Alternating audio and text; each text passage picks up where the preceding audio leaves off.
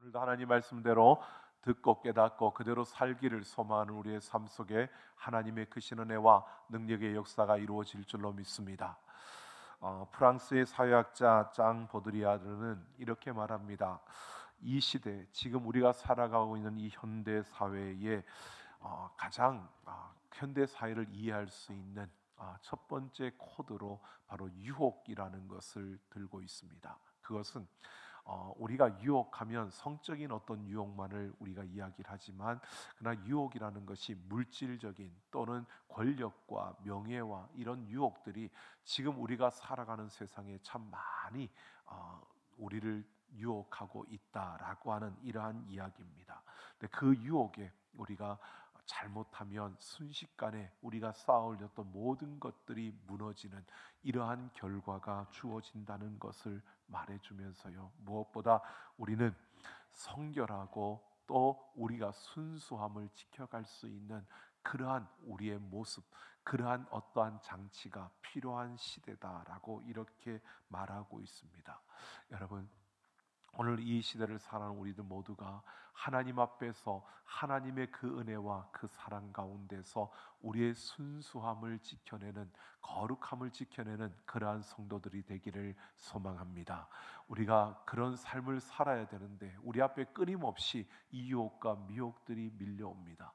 그러다 보니까 때로는 우리도 모르는 사이에 하나님으로부터 멀어지고 우리가 순수함을 잃어버리는 이러한 우리의 모습을 가질 때가 참 많은 것이 우리의 현실이기도 합니다. 여러분, 말라기 선지자를 통해서 하나님께서 이스라엘 백성들에게 말씀을 주시는데 신탁입니다. 이것은 하나님이 그들에게 묻고 또 그들의 답을 듣고 또 그들을 가르치는 하나님과 이스라엘 백성들 사이에 그 간격이 있는 것을 보고 그 간격을 메워 가시는 하나님의 손길을 우리에게 보여주고 있습니다. 여러분, 첫 번째는 하나님이 사랑했고 사랑한다라고 하는 그 고백을 통해서 이스라엘 백성들과의 그 간격을 에서와 야곱의 이야기로 메꿨습니다. 그리고 두 번째 신탁으로는 그 제사장들이 그 백성들과 함께 변질되어진, 그래서 예배가 무너진 이스라엘 백성들 하나님 앞에 그 흠 있는 제물을 드리는 이러한 모습들을 하나님이 지적하며 또 그들을 다루셨고요. 오늘 세 번째 신탁입니다. 그동안에 첫 번째, 두 번째는 어떻게 보면 백성들의 지도자들, 그 제사장들을 대상으로 했다면, 지금 세 번째 신탁부터는 이 제사장들이 아니라 이스라엘 백성들을 향하여서 백성들과 하나님이 이야기하시는 이 모습을 보여주고 있습니다. 오늘 하나님께서 여전히 그 언약, 그 경외함, 하나님을 경외하지 않는 이스라엘 백성들을 향하여 하나님 말씀하시는 이 세 번째 신탁을 통해서 그들과 하나님 사이에 그 있는 간격, 그 간격이 무엇인가를 우리가 살펴보면서요, 그것을 메꾸시는 하나님의 그 손길을 통해서 이 세상 속에서 유혹으로 가득 차고 미혹됨이 많은 이 시대 속에서 우리를 흔들어대는 그러한 세상의 그 물결 속에서 오늘 우리가 순수함과 거룩함을 빼앗기지 아니하고 하나님의 자녀로서 살아가려면 오늘 우리는 어떻게 해야 될 것인가 라는 것을 함께 생각해 보려고 합니다. 오늘 10절 말씀을 보면 이렇게 말합니다. 우리는 한 아버지를 가지지 아니하였느냐? 한 하나님께서 지으신 바가 아니냐? 어찌하여 우리 각 사람이 자기 형제에게 거짓을 행하여 우리 조상들의 언약을 욕되게 하느냐라고 이렇게 말씀합니다. 하나님께서 이 문장 가운데서요, 한 개의 단어와 두 가지의 표현을 통해서 아버지의 그 마음을 보여주고 있습니다. 하나님이 여기에서 우리에게 꼭 주목하는, 우리가 주목해야 될 그 단어가 뭐냐면 언약입니다. 우리 조상들의 언약을 욕되게 한다라고 하는데, 이 언약이라고 하는 것을 우리 일반적으로 성경에서 언약 그러면 구속사적인 언약을 많이 이야기를 합니다. 즉 우리의 구원에 관한 하나님의 그 언약을 이야기하는데, 여기에서 언약은 그 구속사적인 언약이 아니라 가정을 세우기 위해서 남자와 여자가 결혼을 할 때 맺는 그 언약을 이야기하는 겁니다.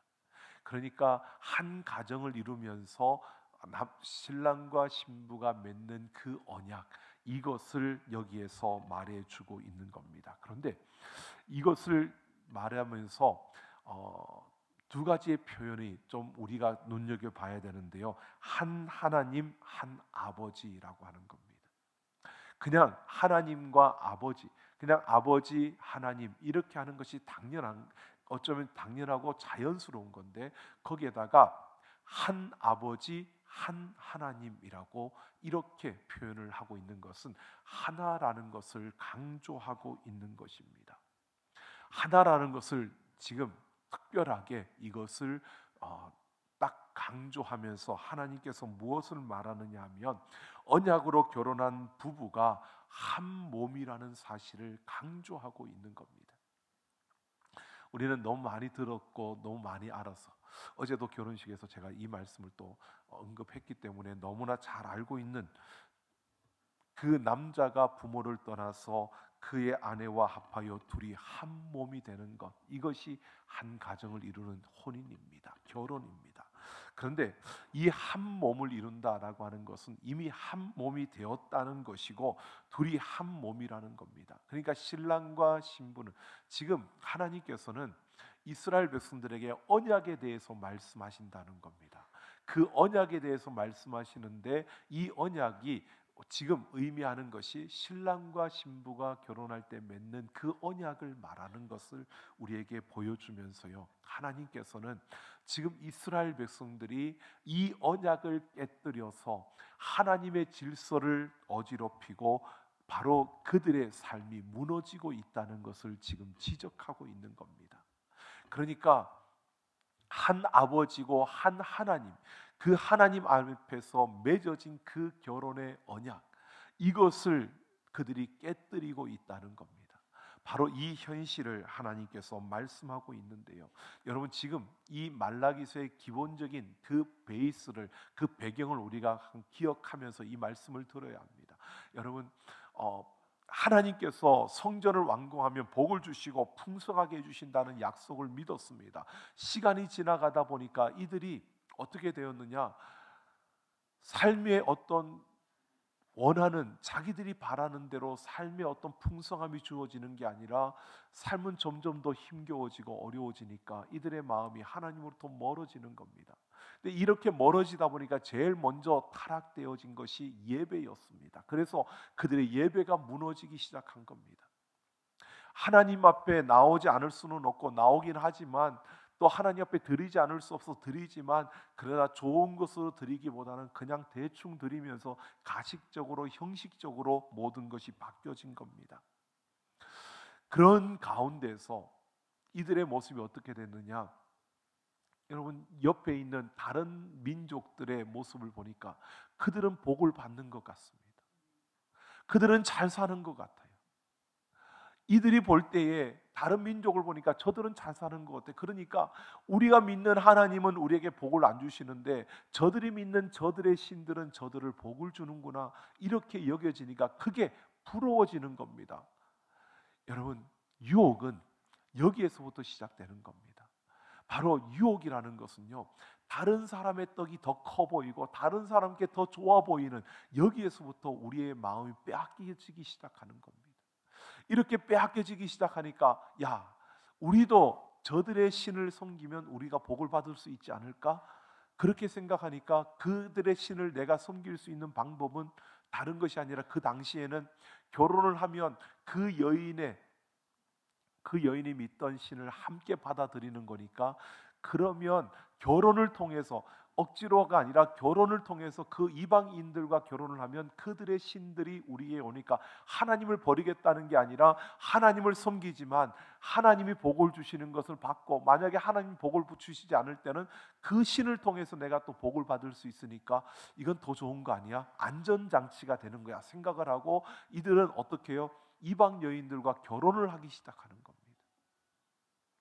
이방 여인들과 결혼을 하면서 그들에게 어떤 문제가 생기느냐?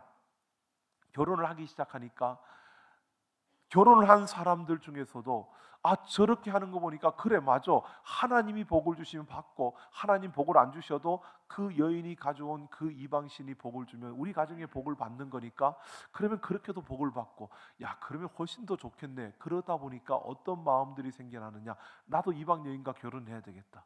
그러니까 어릴 적 이미 결혼한 그 여인, 자기의 아내를 내쫓는 겁니다. 버리는 겁니다.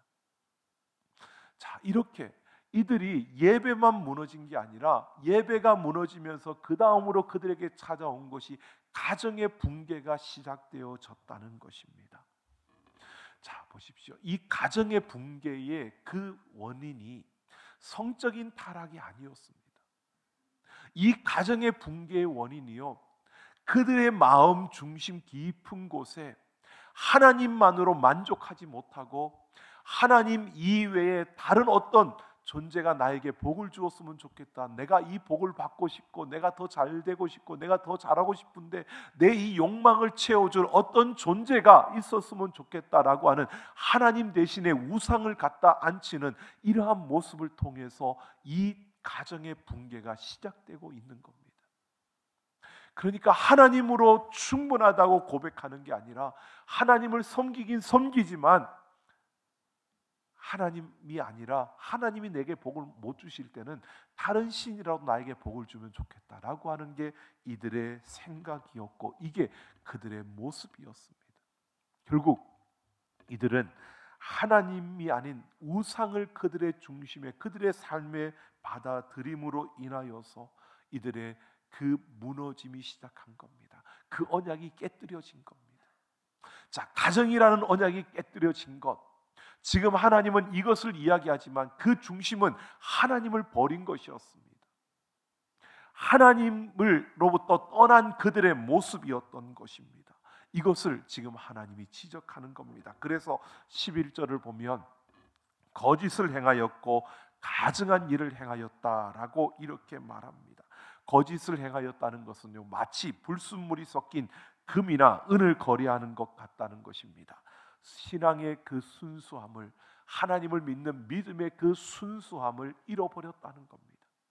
믿음의 순수성을 잃어버린 그들, 또한 가증한 일이라는 것은요, 배신과 배반을 뜻하는 겁니다. 바로 그 가정을 깨뜨리는, 아내와의 그 약속을 깨뜨려 버리는 배신과 배반, 이것이 결국은 뭐냐? 하나님을 배신하고 하나님을 배반한 것이라는 사실을 말해주고 있는 겁니다. 그래서 거기서 그 성결을 욕되게 하여 이방신의 딸과 결혼하였다라고 말합니다. 그 성결을 욕되게 하여, 그러니까 이 성결이라고 하는 것은 아내와의 지켜야 될 그 약속을 깨뜨렸다고 하는데, 그 성결이라는 단어에 관주 1번이 붙어 있는데 아래쪽을 보면 성소라고 되어 있습니다. 이것은 성소는 하나님을 예배하는, 하나님이 임재해 있는 곳입니다. 그러니까 이 아내와의 언약을 깨뜨린 것은 결국 하나님과의 언약을 깨뜨린 것이라고 말해주고 있는 거고요. 이것은 하나님을 향한 신앙의 그 순수성이 잃어버려진 결과라는 것을 말해주고 있는 겁니다.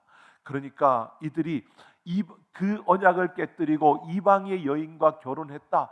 이것은 결국 그들이 하나님을 놓고 그 하나님을 버리고 이방신을 받아들이는 하나님에 대한 믿음의 순수함이, 믿음의 그 순수성이 그들에게서 사라져버린 이 모습을 말해주고 있는 겁니다. 그래서 12절을 보면 하나님은 야곱의 장막 가운데서 끊어버리시겠다라고 아주 무서운 결과를 선고합니다. 야곱의 장막에서 그들을 끊어버리겠다라고 하는 것은요, 야곱의 장막이라는 것은 이스라엘 백성들을 말하는 거고 이것은 하나님의 택한 백성들을 의미하는 겁니다. 그러니까 구원받은 자들을 의미하는 건데 그 구원받은 그 안에서 너희를 끊어버리겠다는 겁니다. 내쫓겠다는 겁니다. 너희를, 하나님이 이제 너희와 나와는 아무런 상관이 없는 그런 관계 속에 있게 된다는 것입니다. 여러분, 너무 큰, 너무나 끔찍한 그러한 결과를 선고하는 이 모습을 보여줍니다. 왜 하나님께서 이렇게 선고하시는지를 그 다음 13절을 보면 이렇게 말합니다. 눈물과 울음과 탄식으로 여호와의 제단을 가리게 했다고 말합니다. 눈물과 울음과 탄식이요. 이게 누구의 눈물이고 누구의 울음이고 누구의 탄식일까요? 여러분, 그들이 이방 여인과 결혼하기 위해서 내가 어릴 적에 결혼했던 그 사랑스러운 아내를 내쫓았습니다. 이렇게 내쫓김 받은 여인들, 여러분 그 당시만 하더라도 남성 위주의 남성 중심의 사회였기 때문에 이렇게 쫓겨나도 아무런 할 말을 어떻게 할 수가 없는 겁니다. 그들의 억울함을 누군가 풀어줘야 하는데 아무도 못 풀어줍니다. 그러니까 그들이 어떻게 합니까? 그 억울함과 그 애통함과 온통함을 가지고 하나님 전에 나와서 눈물로 하나님 앞에 쏟아내는 겁니다. 그들의 그 애통함을 하나님 앞에 다 쏟아놓는 겁니다. 그 하나님 앞에 자신들의 억울함을 다 쏟아내는 겁니다. 그래서 그들의 눈물과 그 울음과 탄식으로 하나님의 제단이 완전히 덮여졌다는 겁니다. 이것은 그들의 고통과 눈물과 아픔이 하나님 손에 들려졌고 그것으로 인하여서 그들의 봉헌물을 하나님 받지 않겠다는 겁니다. 그들이 드리는 그 봉헌물을 보지도 않겠다는 겁니다. 그렇게 가득 덮였는데 이스라엘 백성들은 계속해서 성전에 와서 제물을 드리고 하는데 그걸 하나님이 안 받겠다는 겁니다. 그걸 보지도 않겠다는 겁니다. 왜? 하나님과 그들 사이에는 이미 담이 쳐졌다는 겁니다. 관계가 끝이 났다는 겁니다. 저들을 그렇게 아프게 하고 저들의 눈에 그렇게 눈물을 흘리게 하고 너희가 나에게 나오는 것, 그것은 하나님이 원하시는 것이 아님을 분명히 보여주고 있는 겁니다. 그런데 14절을 보면요, 그들은 어찌됨이니까 라고 하는 겁니다. 지금 자신들이 어떤 행동을 하고 어떤 일을 했는지를 전혀 그들은 인식하지 못하고요, 이게 다 어찌된 일입니까? 라고 이렇게 그들은 하나님 앞에 반항하듯이 묻고 있는 겁니다. 하나님 왜 안 받으신다는 겁니까? 하나님 무엇 때문에 안 받는 겁니까? 라고 이들은 그 하나님 앞에 이렇게 반항하듯이 묻고 있는 겁니다. 그래서 하나님 뭐라고 말씀하시냐면요, 너희 사이에 내가 증인이라 라고 말씀합니다. 왜 하나님이 이렇게 하십니까? 라고 하는 그들의 말에 하나님이요, 내가 너희 사이의 증인이다. 그들의 언약의 증인이 하나님이시라는 겁니다. 여러분, 결혼은 언약이었습니다. 약속입니다. 그런데 우리가 그냥 결혼이라고 하면은 우리가 생각할 때 그냥 한 가정을 이루는 그러한 자리 이렇게 말하지만 원래 이 결혼이라고 하는 것은요, 법적인 계약을 맺는 자리입니다. 약속을 맺는 자리입니다. 언약을 확정짓는 날입니다. 그러니까 결혼식이라고 하는 것을 우리가 일반적으로 그냥 한 가정을 이루는 사람, 그래서 세상에서는 이걸 아주 쉽게 생각하고 결혼했다가 헤어지고 막 하지만 이 결혼이라고 하는 것은요, 양가가 약속을 맺는 거고 신랑과 신부가 약속을 맺는 그 약속을 그들이 체결하는 자리입니다. 그러니까 이 결혼이라고 하는 것은요, 우리가 하객들이 축하만 하러 오는 게 아니고요, 그곳에 오는 하객들은 증인입니다. 그 약속, 언약의 그 계약하는 그때 증인으로 참여하는 게 이 청중입니다. 근데 이 의미가 다 사라져 버렸죠. 근데 혹시 기억하시나요? 옛날에 우리 오래전 저도 한번 어릴 때 가서 그런 걸 본 적이 있는데요. 결혼식을 할 때 그 주례자가 하다가 갑자기 이 결혼에 이의가 있습니까? 라고 동의를 묻는 것이 있었습니다. 그게 우리나라에서만 있었던 게 아니라 영국에서 결혼식이 생겨났을 때 그 준식이 있었습니다. 왜? 이건 계약을 체결하는 거기 때문에 증인이 필요하고, 그래서 그 온 청중들이, 축하객들이 다 증인이 되어주는 겁니다. 이 두 사람이 결혼이 약속이 되었다는 것을 증인이 되어주는 거죠. 자, 이 언약의 증인이 누구라고요? 하나님이라는 겁니다. 너희 사이에 맺은 그 언약의 증인이 바로 나다. 하나님이 그렇게 말씀하고 있는 겁니다. 그런데 그 언약을 깨뜨렸잖아요. 그 혼인 언약을 깨뜨렸습니다. 그러면 뭐냐면 이것은 우리는 그냥 깨뜨려졌구나 라고 생각할 수 있지만, 이 혼인 언약을 깨뜨렸다는 것은 그 증인을 무시한다는 겁니다. 증인이 있는데 그걸 깨뜨렸다는 것은 증인을 무시하는 겁니다. 결국 이들이 혼인 언약을 깨뜨렸다고 하는 것은 하나님을 무시하는 이러한 행동을 했다는 것과 같다는 것입니다. 그래서 너희와 나는 끝났다. 내가 너희를 그 야곱의 장막 가운데서 내쫓겠다는 겁니다. 끊어버리겠다는 것입니다. 여러분, 지금 왜 하나님이 이러십니까? 자기들이 뭔 잘못하는지도 모르고 그렇게 말하고 있는 반항적인, 왜 하나님이 우리를 괴롭히는 겁니까? 왜 하나님이 제대로 안 들어주는 겁니까? 라고 하는 그 앞에 하나님께서 내가 너희 사이의 언약, 너희가 맺은 그 언약의 증인이다. 그런데 그 언약을 깨뜨리고서도 너희가 지금 그렇게 말할 수 있느냐라고 말하고 있는 겁니다. 여러분, 여기에서 끝나면 절망인 거죠. 근데 하나님께서는요, 그들에게 이렇게 말씀하시지만 하나님과 그들 사이의 그 차이가, 그 간격이 얼마나 큰가를 보여주시는 이 가운데서요, 하나님은 그것을 메꾸어 주십니다. 그래서 어떻게 해야 될지를 말씀해 주시는데, 오늘 15절을 보면 하나님은 전능하시고 하나님은 무엇이든지 만들 수 있고 모든 것이 하는 그의 영이 충만하였으나 오직 하나를 만들지 아니하셨느냐라고 이렇게 말합니다. 하나님은 전지전능하신 분인데 왜 하나님이 하나를 만드셨겠느냐라고 이렇게 말하고 있는 겁니다. 하나님이 왜 하나만 만들었을까라고 그들에게 말하는 겁니다. 이 하나를 만들었다는 것은 아담과 하와를 말하고 있는 거고요, 한 가정을 이루었다는 겁니다. 한 가정만 이루게 했다는 것입니다. 그들로 하여금 한 몸이 되게 한 가정을 만드셨다는 겁니다.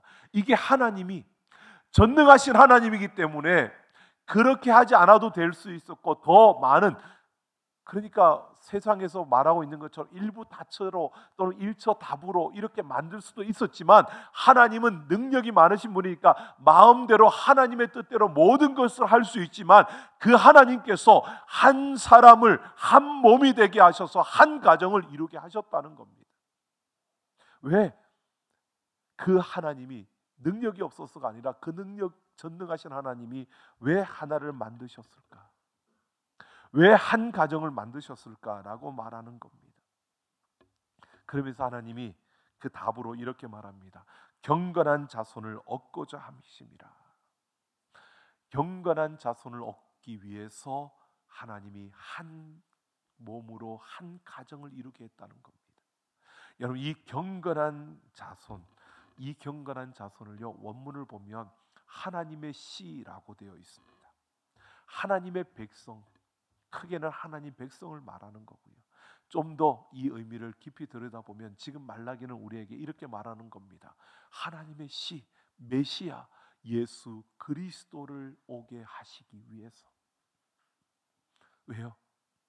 깨뜨려지고 짓밟혀진 그 언약을 회복하고 다시 바르게 세울 수 있는 길은, 우리가 온전한 회복과 구원을 얻을 수 있는 길은 오직 예수 그리스도밖에 없다는 것을 말해주고 있는 겁니다. 여러분, 우리의 온전한 회복은 예수 그리스도에게 있는 줄로 믿습니다. 그래서 이 경건한 자손 예수 그리스도가 오셔서 온전한 회복과 구원을 이루게 하기 위해서 한 몸으로 만드셨고 한 가정을 이루게 하셨다는 겁니다. 그 언약을 신실하게 지켜내시는 그 하나님, 오늘 우리는 인간의 어떤 다른 것이 아니라 하나님을 향한 그 마음, 지금 이스라엘 백성들이 이렇게 언약을 깨뜨리는 이유는 하나님에 대한 만족함이 없고 하나님 한 분만으로 충분하지 않은 이들의 모습 때문입니다. 하나님은 지금 이것을 다루고 있는 겁니다. 너희가 이런 언약을 깨뜨리는 것은 잘못된 것이고, 그 언약을 깨뜨린 너희가 다시 회복하기 위해서는 오직 예수 그리스도만을 참된 소망으로 삼고 그 예수 그리스도 안에서 온전한 회복을 이룰 때 그것이 가능한 것이라는 것을 그들에게 답으로 주고 있는 것입니다. 여러분, 우리의 못남과 우리의 욕심과 우리의 욕망 때문에 우리는 하나님께서 우리에게 주신 귀한 것들을 얼마나 많이 훼손하고 우리는 망가뜨렸는지 모릅니다. 이게 우리가 살아온 지난 모든 인류의 역사들입니다. 욕망과 욕심으로 얼룩져 있는 세상의 그 모습들을 보십시오. 여러분, 오늘 우리에게 이렇게 말하고 있는 겁니다. 그럼에도 하나님은 우리를 온전한 회복과 구원을 이루시기 위해서 그 예수 그리스도를 이 땅에 오게 하셨다는 것입니다. 지금 우리는 예수님이 오신 이후의 세대이니까 그 십자가의 그 놀라운 은혜를 우리는 분명히 보고 있습니다. 하지만 생각해 보십시오. 이 말라기가 외치던 그때에는 암흑이 시작되는 그러한 때였습니다. 아니, 예수님이 메시아를 그들은 기다리지만 메시아가 그들 앞에 나타나지 않았고 그들은 그 메시아를 기다리고 있는 그러한 시대였습니다. 그때 그들은 눈앞에 있는 현실의 문제에서 그들이 언약을 깨뜨리며 그러면서 하나님 붙들고 있지만, 하나님은 그게 아니라 너희가 참된 그 회복과 구원을 얻기를 원한다면 예수 그리스도만이 너희의 소망이 되어야 하고 그 예수 그리스도만이 그 온전한 회복과 구원을 이루어 줄 수 있다는 이 사실을 그들에게 말하고 있는 겁니다. 여러분, 오늘 우리는 다른 어떤 것이 아닙니다. 우리의 중심에 예수 그리스도가 소망되어져야 되고요, 예수 그리스도만이 우리의 전부가 되어져야 합니다. 여러분, 12월 성탄절이 있는 달입니다. 여러분, 다른 어떤 것보다 예수 그리스도의 이 땅에 오심을 여러분 우리는 누구보다 기뻐해야 되고 감사해야 되고요, 또다시 우리는 다시 오실 예수님을 기대하고 고대하며 이 땅을 살아가고 있기에 우리는 다시 오실 그 주님을 바라보며 그 주님만을 소망하며 달려갈 수 있는 우리 모두가 되기를 예수님의 이름으로 축원합니다. 창세기 49장에 보면 야곱이 죽기 전에 자기 아들들을 축복하는 기도를 합니다. 근데 그 가운데 5절을 보면 시므온과 레위를 향하여서 그렇게 말합니다. 그들의 칼은 폭력의 도구로다라고 이렇게 말하면서요, 레위를 향하여서는 노여움과 분기가 가득하니 저주를 받을 것이고 다 흩을 것이다라고 합니다. 여러분, 레위에게 축복한 것보다는 저주한 것 같은 그러한 야곱의 기도입니다. 폭력의 도구이고 노여움과 분기가 가득한 그런 저주를 받을 자, 그리고 흩어질 자, 이게 이 레위를 향하여 야곱이 한 축복입니다. 여러분, 그런데 보십시오. 그런 레위를 하나님이 축복의 도구로 삼았습니다. 그래서 그 레위를 어떻게 해요? 레위를 통해서 제사장으로 삼고 하나님의 이스라엘 백성들에게 율법을 전하고 율법을 가르치고 하나님의 제사를 수종드는 하나님과 이스라엘 백성들 사이에 그 중간 역할을 감당하는 그 자리에 레위 자손들이 섰습니다. 여러분, 이것은 어떻게 이 레위 자손을 통해서요, 오늘 우리에게 예수 그리스도의 모형을 보여주는 겁니다. 여러분, 이런 겁니다. 우리가 죽을 수밖에 없었던 자들입니다. 폭력의 도구요, 노함과 분기가 가득 찬 저주받을 자들, 죽어야 마땅한 자들. 그런데 예수 그리스도를 통해서 우리가 생명을 얻고 그 예수님이 우리를 위하여 십자가에서 우리의 죄값을 대신 치러주심으로 우리는 나음을 입었습니다. 그래서 이 땅에 하나님의 백성이라는 축복의 통로로 이 땅을 살아가고 있는 줄로 믿습니다. 이게 지금 이 레위 자손을 향한 그 하나님의 그 역사 가운데 보여지는 바로 우리의 모습, 우리의 인생의 모습을 그대로 보여주고 있습니다. 저주를 받아 마땅할 자인데 하나님의 은혜로 우리가 나음을 입은 겁니다. 우리 안에 참된 소망은 오직 예수 그리스도의 그 십자가밖에 없는 줄로 믿습니다. 우리는 그 십자가를 붙들고 이 땅 가운데서 나를 이렇게 새롭게 하신 그 하나님만을 온전히 바라며 그 하나님의 아름다움을 세상에 전할 수 있는 우리의 삶이 되어져야 한다는 것입니다. 카일 아이들먼이 쓴 팬인가 제자인가라고 하는 책을 보면요, 척추지압병원을 운영하던 리치 에드워즈라는 의사의 이야기가 나옵니다.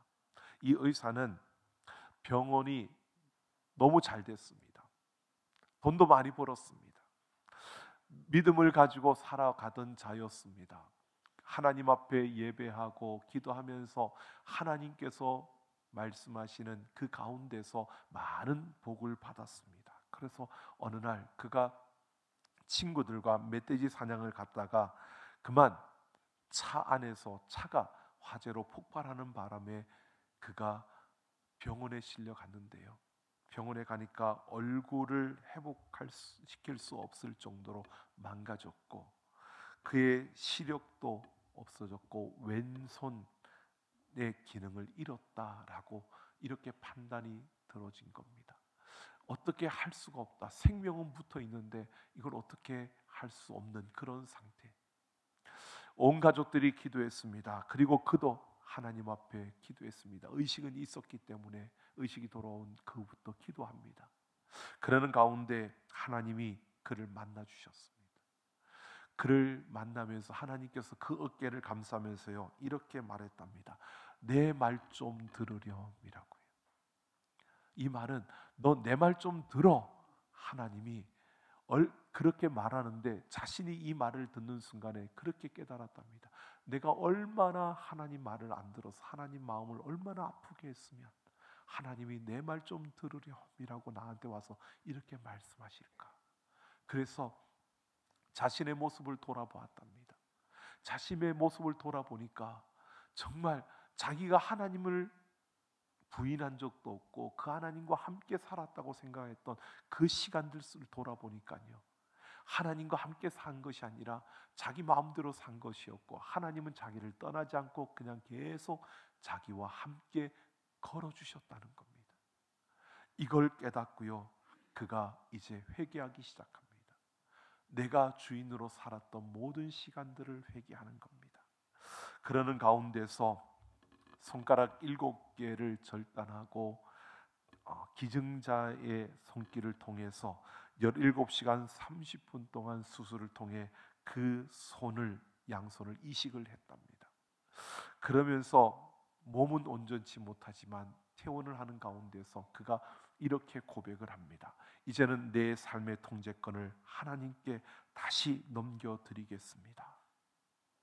미친 소리처럼 들릴지 모르겠지만 예수님을 모른 채로 건강하게 사는 것보다는 장애를 통해서라도 예수님 안에 있는 편이 훨씬 낫고 이제는 팬이 아니라 제자가 되겠습니다. 이렇게 기도하고 그의 새로운 삶을 시작했다는 겁니다. 여러분, 팬이 아니라 그분이 좋아서 막 따라다니는 팬이 아니라 그분의 제자가 되겠다는 겁니다. 여러분, 오늘 우리의 모습을 한번 돌아보십시오. 오늘 우리는 예수님의 팬입니까? 예수님의 제자입니까? 우리가 예수님을 따르는 것 맞습니다. 예수님과 함께하고 있습니다. 그런데 팬으로 함께하고 팬으로 따라가고 있습니까? 여러분, 제자로 함께하고 제자로 따라가고 있습니까? 우리 삶의 중심에 예수 그리스도만이 소망이 되고 예수 그리스도만이 나의 주인이 될 때 우리는 예수님의 제자입니다. 그러나 내가 주인이 되고 세상이 주인이 되고 돈이 주인이 되고 권력이 주인이 되고 명예가 주인이 되어진다면 우리는 그냥 예수님과 함께하는 팬일 뿐입니다. 예수님의 팬일 뿐입니다. 여러분, 팬이 아니라 우리는 제자가 되어져야 합니다. 예수 그리스도만이 나의 참된 소망으로 삼고 그 예수님의 제자로서 이 땅을 살아가는 우리 모두 12월 성탄의 그 기쁨이 우리에게 밀려올 때 그냥 팬으로서 즐거워하고 기뻐하는 게 아니라 제자로서 그 예수님을 기뻐하고 반길 수 있는 우리 모두가 되기를 예수님의 이름으로 축원합니다.